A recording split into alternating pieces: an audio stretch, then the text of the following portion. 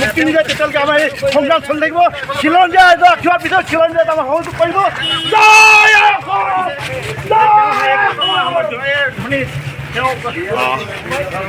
কথা দেখিবলৈ পাইছো যে বীৰ লাচিত অসমৰ বহুতো আমাৰ সৈনিকক ইতিমধ্যে আটক কৰি পিনি ডিব্ৰুগড় জেল হাজতলৈ প্ৰেৰণ কৰিছে।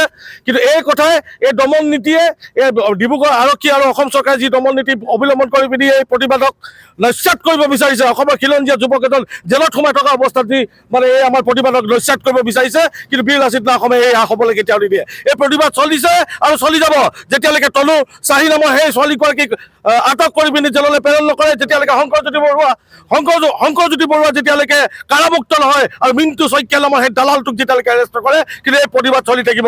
বীৰ লাচিত অসমৰ বজিয়াৰ পৰা এই কথা আমি স্পষ্টকে বাৰম্বাৰ কৈ আহিছো, আকৌ কৈছো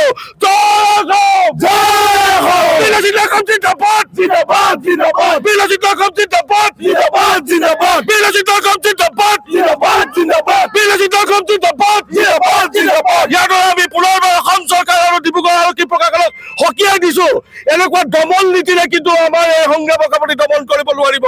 অসমীয়া খিলঞ্জীয়া ল'ৰা এটাক জেলত যেনেকে আপোনালোকে অন্যায়ভাৱে ভৰাই থৈছে, এই কথা কিন্তু আমি সহ্য নকৰিম। এই সংগ্ৰাম চলিছে, চলিব আৰু চলিব।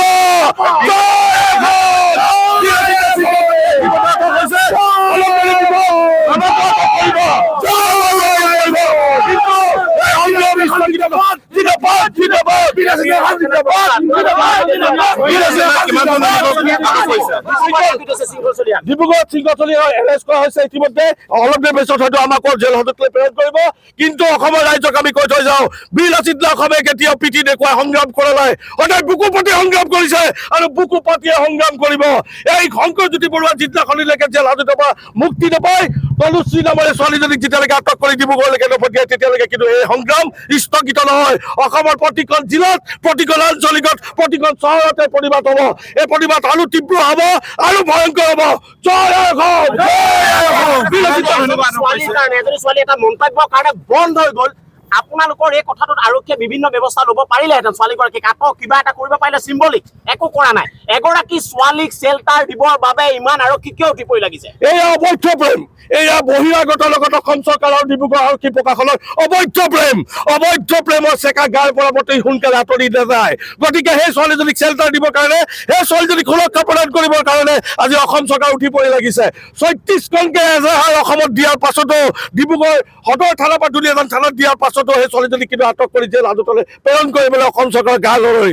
কিন্তু এটা ল'ৰাই কোনো ধাৰা নথকাকে, কোনো হেৰি নথকাকে, দিনটোকে এটা ল'ৰাক এৰেষ্ট কৰি কাজিয়া ৰখাবলৈ যাওঁতে এটা খিলঞ্জীয়া ল'ৰাক আটক কৰি পিনে আজি জেল হাজতত আজি 4-5 দিনকে এই ল'ৰাটো সোমাই আছে।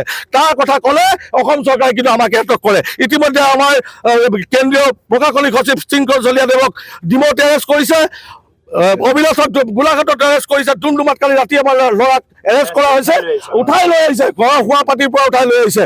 কিন্তু এনেকুৱা দুলীয়াজান আঞ্চলিকৰ আমাৰ 9জন সৈনিকক আটক কৰিছে। কিন্তু এনেকুৱা দমন নীতিৰে বীৰ লাচিত অসমৰ মনোবল, বীৰ লাচিত অসমৰ শক্তিক মষিমূৰ কৰিম বুলি যদি অসম চৰকাৰ আৰু আৰক্ষী প্ৰশাসনে ভাবিছে, সেয়া কিন্তু স্বৰ্গত বাস কৰিছে।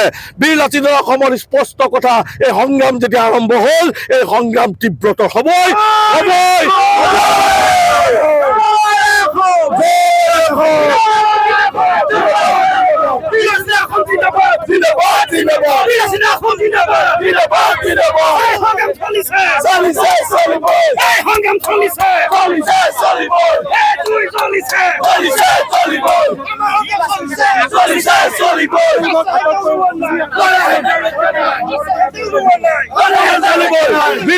অসমৰ এজন নহয়, দুজন নহয়, অনেক সৈনিক আছে। বহুতো ল'ৰা ছোৱালীৰ অভিমুখে ইতিমধ্যে আহি আছে। অসম চৰকাৰৰ জেলত জেগা নাইকিয়া হৈ যাব, নাইকিয়া হৈ যাব।